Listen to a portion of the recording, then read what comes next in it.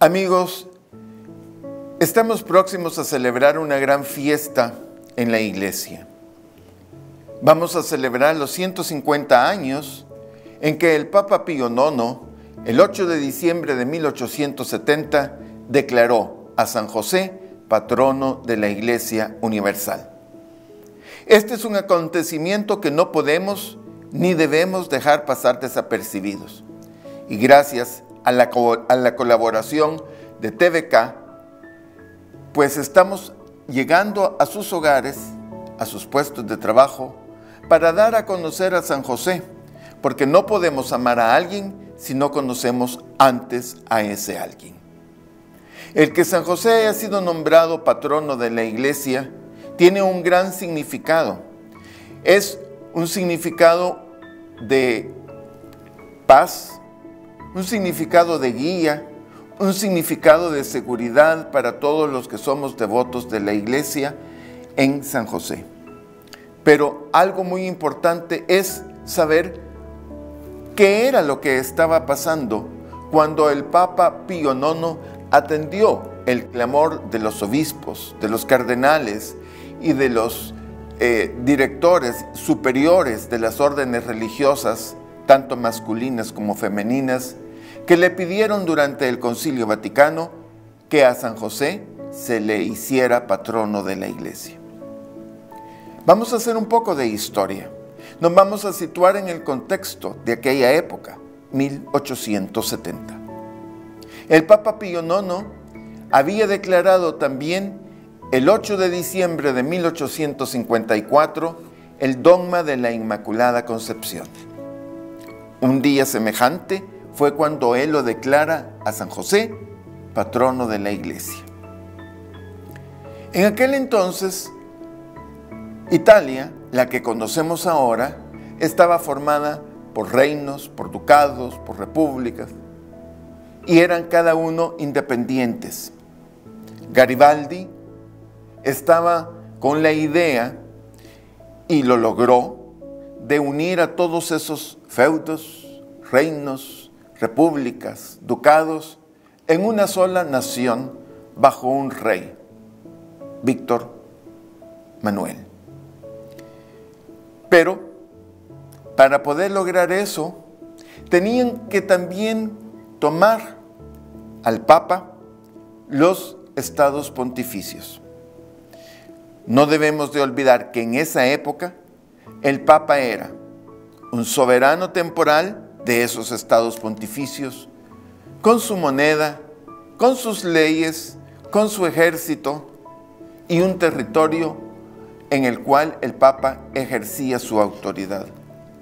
Por supuesto, el Papa era reconocido en el globo terráqueo como la autoridad espiritual de la Iglesia Católica. Pero estos acontecimientos de unir todos estos pequeños reinos, repúblicas, ducados, como el de Sicilia, el de Nápoles, la Toscana, Venecia, todos estos reinos, ducados, como les vuelvo a repetir, formaron Italia. También los estados pontificios pasaron a engrosar Italia, a formar parte de Italia. Es cuando entonces el Papa, al verse despojado de esos estados, los estados pontificios, se recluye en lo que conocemos todos nosotros como el Vaticano. Pero también había en ese momento, en 1869 se inauguró el Concilio Vaticano, donde una de las ideas principales era discutir la infalibilidad del Papa.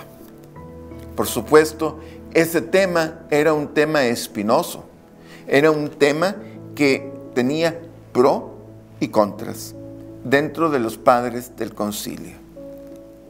Pero también habían acontecimientos extras del concilio, fuera del concilio. Uno de ellos era lo que acabamos de mencionar, la formación de Italia. Pero también la otra era la amenaza de guerra franco-prusiana, la cual hacía desde todo punto de vista que iba a hacer fracasar el concilio, en el sentido de que no se iba a poder extender mucho tiempo. Y así fue en realidad. El concilio también empezó un 8 de diciembre de 1869. Y durante el periodo que duró hasta en octubre de 1870, pues los padres conciliares discutieron y aprobaron la infalibilidad del Papa cuando habla ex cátedra.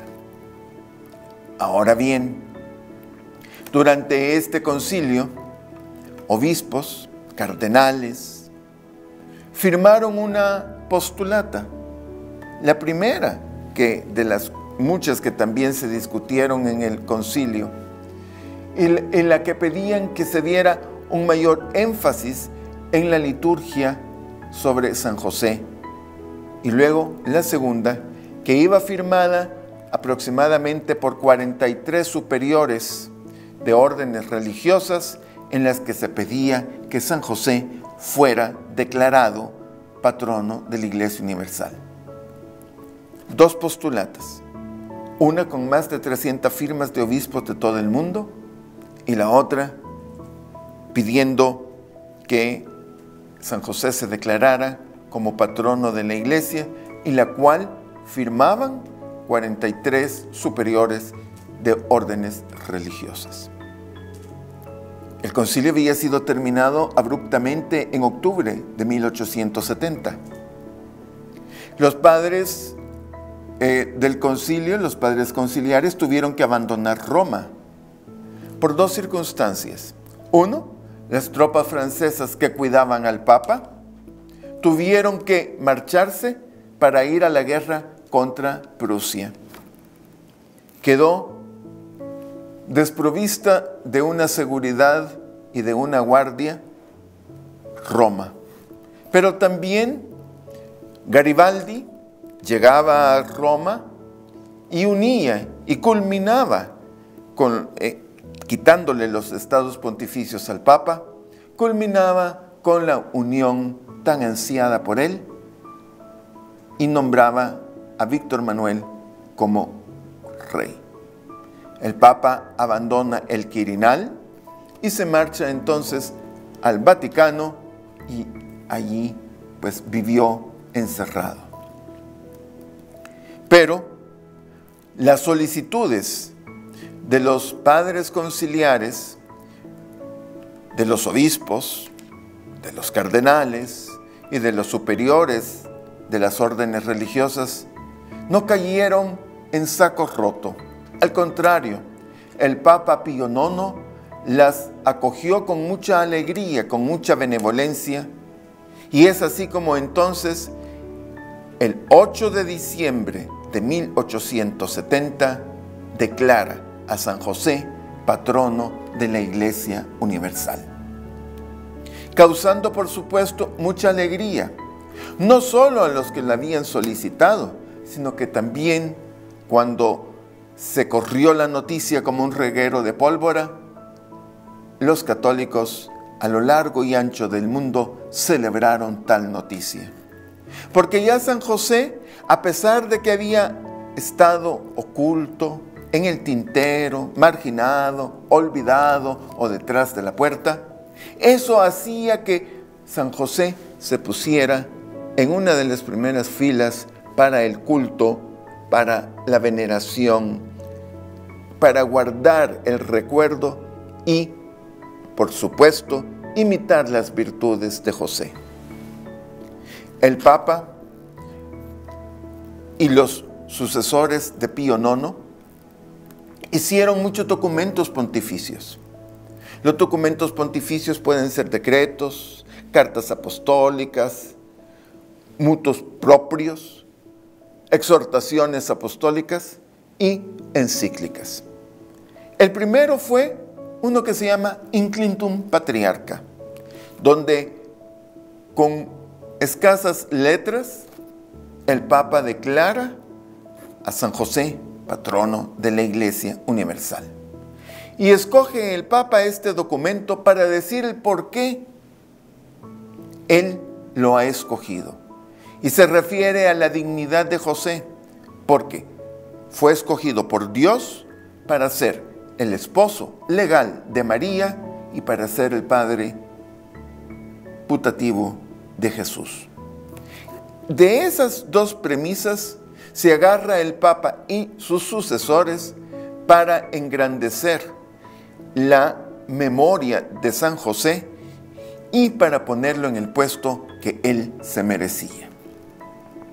Inclintum Patriarca, entonces, es el primer documento en el cual el Papa hace referencia al nombramiento de San José como patrono de la Iglesia Universal. Posteriormente, el mismo Papa, Pío IX, ya en 1871, en julio, emite otro documento que se llama Quemad Modum Deus, en el cual amplía el por qué se hizo a San José patrono de la Iglesia Universal y establece ya reglas para celebrar la liturgia propia de San José. No olvidemos que la primera postulata, queridos amigos, que fue presentada al Papa por más de 300 sacerdotes, obispos y cardenales, era que se enriqueciera la liturgia con respecto a San José. Y el Papa cumplía entonces con Quemad Modum Deus esa petición que le hicieron y enriqueció de una manera más fuerte, más solemne, la fiesta de San José. Y se estableció también por este Papa una fiesta que se llamaba el patrocinio de San José.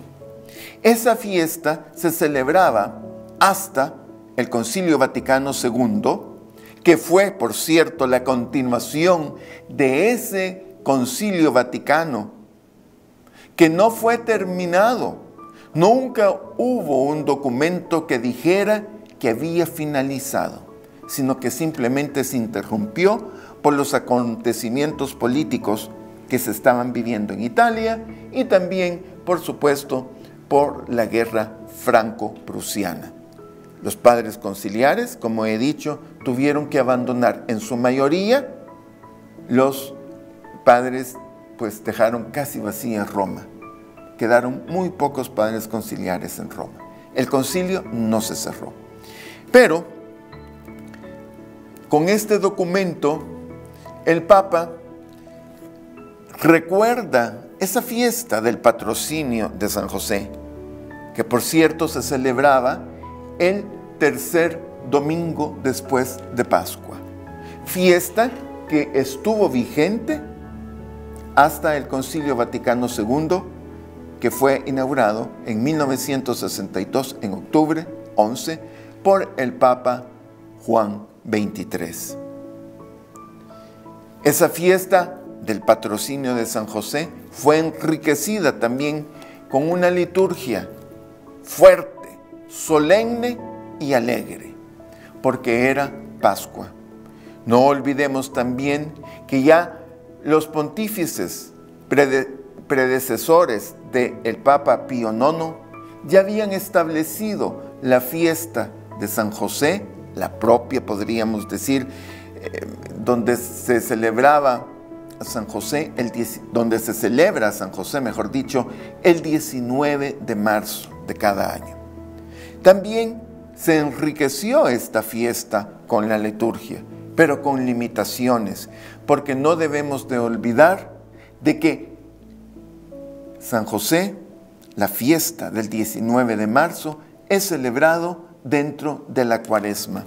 La Cuaresma adusta, severa, no hay flores, no hay música, no hay velas en profusión. Se interrumpe por lo menos 24 horas.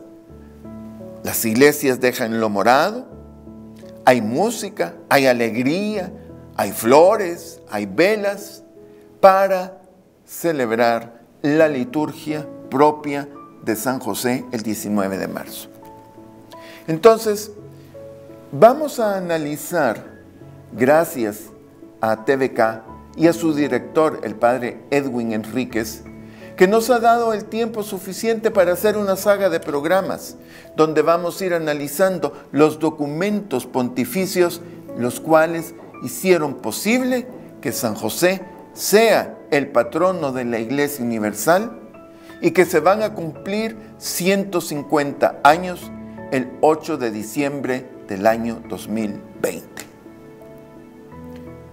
Estos documentos nos tienen que enriquecer y nos tienen que reafirmar el amor y la devoción hacia nuestro Padre y Señor San José, pero sobre todo al agradecimiento a Pío IX, a León XIII, a Benedicto XV, a Pío XII, a Juan XXIII, a Pablo VI, a Juan Pablo II y al actual pontífice Francisco, quienes de una o de otra manera han solidificado la devoción hacia nuestro Padre y Señor San José y se han encargado enfáticamente de recordarnos y de señalarnos que tenemos los católicos un patrono, San José, y que también tenemos que saber, y por eso es que, gracias, repito, a TVK y a su director, el padre Edwin Enríquez,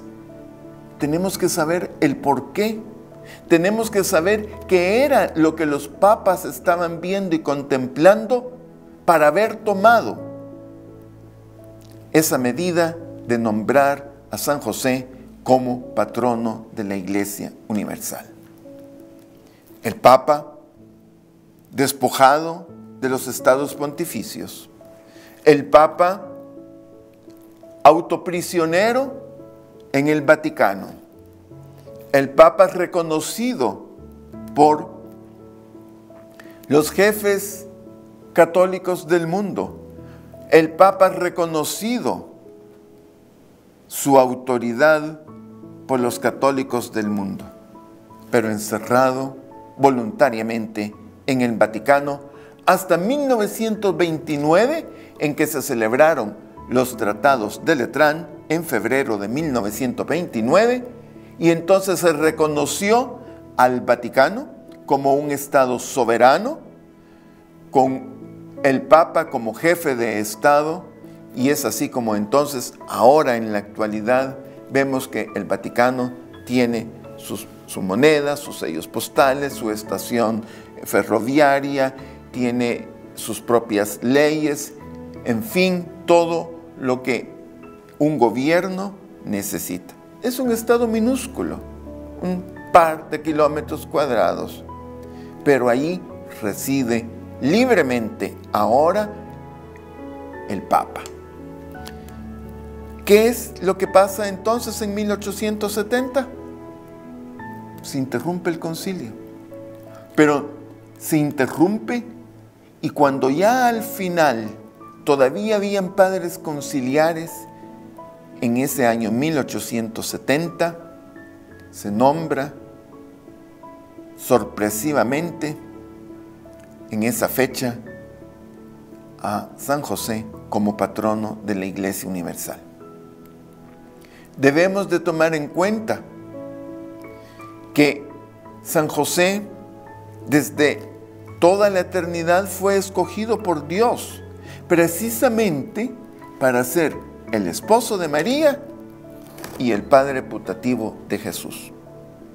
Y recalco que esos fueron los dos grandes pilares teológicos, morales, que ocupó Pío IX para establecer a San José como patrono de la Iglesia Universal. Muchos católicos a lo mejor ignoraban este hecho. Hoy ya no. Hoy tenemos motivo suficiente para alegrarnos, para estudiar a San José, para imitar las virtudes de San José, pero sobre todo para acudir a San José en nuestras tribulaciones. San José reúne en su persona el querer y el poder ayudar. Muchos querrán ayudarnos, pero no podrán. Otros pueden ayudarnos, pero no querrán. Pero en San José está el poder y el querer ayudar a todas aquellas personas, especialmente a sus devotos, que lo buscan en sus tribulaciones. San José, entonces, desde el momento en que el Papa Pío IX lo declara patrono, es enaltecido y, como él dice, se está haciendo justicia con el beato, el santo, escogido por Dios para ser el esposo de María y el esposo de Jesús. Pero esta dignidad ha permanecido dentro del pueblo católico como adormecida. He dicho que a lo mejor estaba olvidado, dentro del tintero, marginado, detrás de la puerta. Y aún así vemos que San José, desde 1870 hasta el año 2020, si bien ha sido descubierto por muchísimas personas en todo el mundo, aún no se le da la preponderancia ni el puesto que él se merece. Llegará el momento, porque va a llegar, porque en los próximos programas que vamos a establecer para celebrar dignamente, alegremente, vamos a saber por qué San José ha estado en el limbo y por qué San José fue rescatado de ese limbo por el Papa Pío IX y lo nombra patrono de la Iglesia. Son momentos duros los que atraviesa la Iglesia en 1870. Momentos duros que atraviesa la Iglesia en el año 2020. No lo podemos ocultar, ni debemos tampoco tapar, ni podemos tapar el sol con un dedo.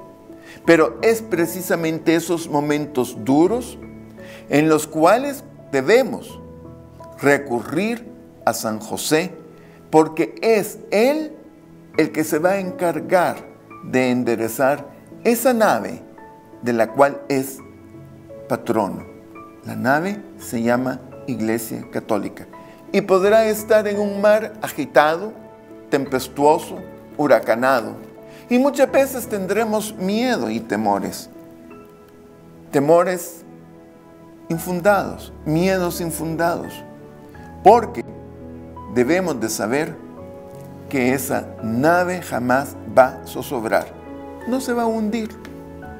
Podrá entrarle agua, podrán marearse los que van en la barca, podrán muchos querer salirse y a lo mejor habrán varios que se salen y saltan al mar porque tienen miedo de hundirse con la barca. Se achica el agua, la barca puede permanecer estable y navegar en paz, pero de nuevo vuelven tormentas. Debemos entonces de entender que la Iglesia siempre ha sido atacada. La Iglesia siempre ha navegado en aguas tempestuosas. Por supuesto que han habido momentos, gracias a Dios, donde hay calma.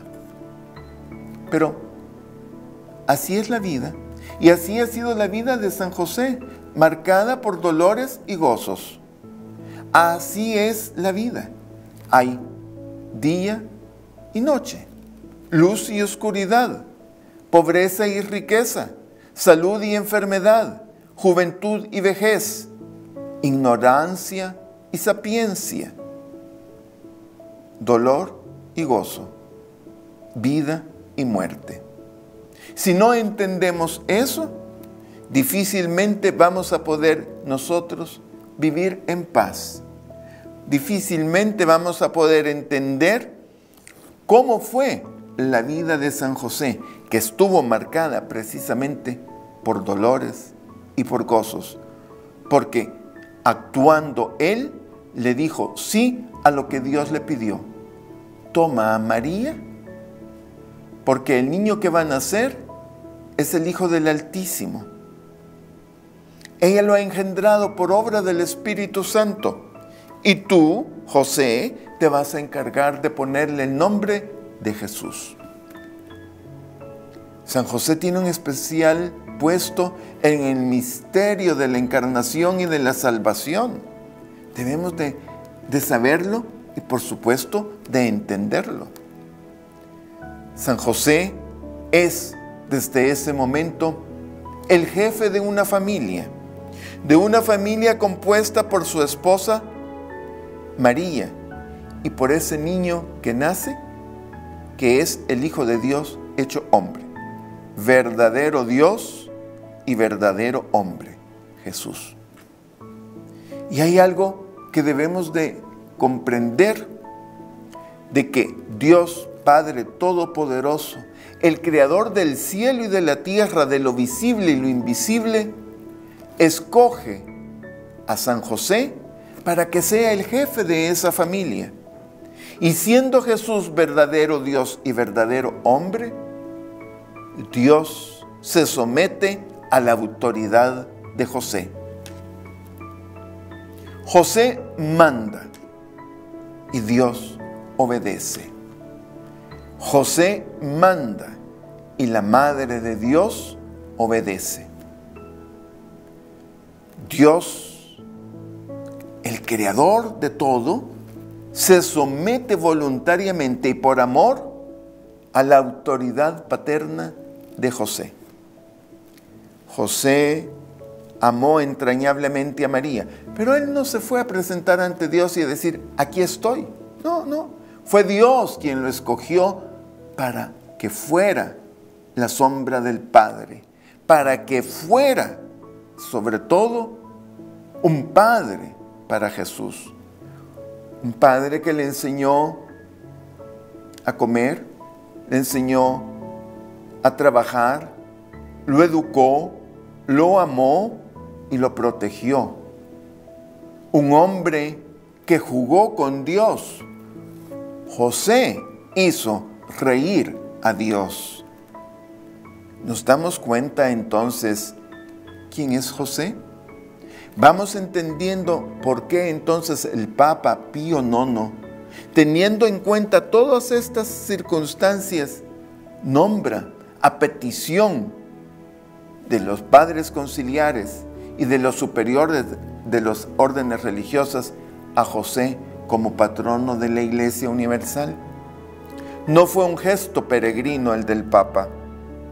No fue un gesto sacado de la manga de la camisa. No, todo lleva un porqué. Todo lleva el camino que tenemos que ver, que José es la guía. Es el que va guiando a María y a Jesús mientras vivieron juntos en Nazaret, en esa casa de Nazaret como familia. Es el ejemplo de la familia, de lo que es el amor, de lo que es la dedicación, de lo que es el sacrificio, pero sobre todo del amor. Amigos, gracias por su atención.